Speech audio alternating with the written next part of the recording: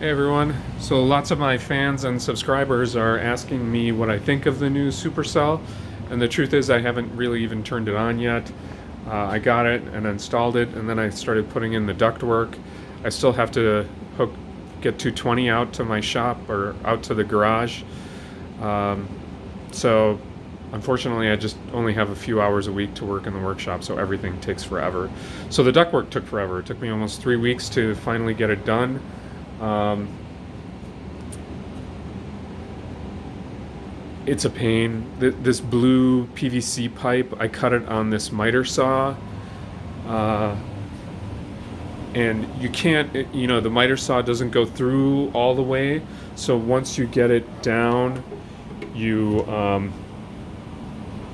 wall the blades down. I sort of just turned the PVC, and that eventually cut through the whole thing. It feels relatively dangerous to be doing that, but I didn't really have any issues with it.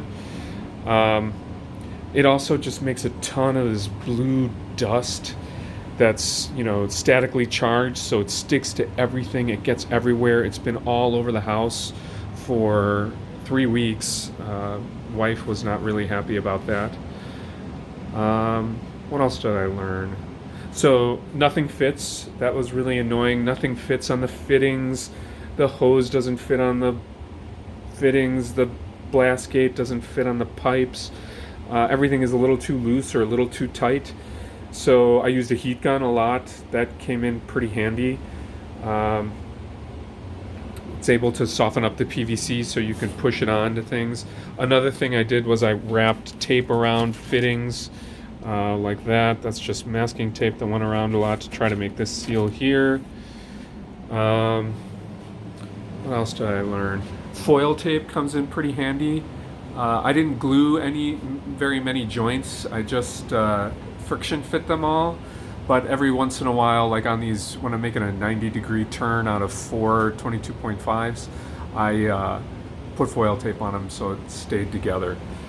The other thing I did with the heat gun is like the pipe would not fit on these blast gates. So I heat up the pipe to expand it, and then I shoved it on the blast gate. And then what would happen is if you put a lot of force on here, it would still, the pipe would just pop off. So after heating it up with a heat gun, I also put hot glue in there. And so that way if I want to get something off, maybe I can heat it up with the heat gun again, and that'll soften up the hot glue and I'll be able to get it off again.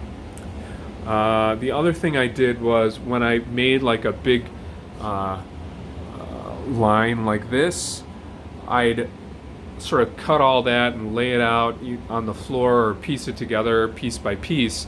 And then you wouldn't really know, like when you're screwing around with one end, if the other end starts coming out of the fitting or not. So every time I got a pipe on a fitting and I got it all the way on there, I'd grab a marker and draw a line around the pipe so that I know if the pipe is coming out. Like here you can tell the pipe is coming out like about half an inch or an inch. But it's not going out any further, and that's good enough to make a airtight connection. I think that's about it. All right, so now it's time to do the electric. All right, I'll talk to you guys soon. Bye.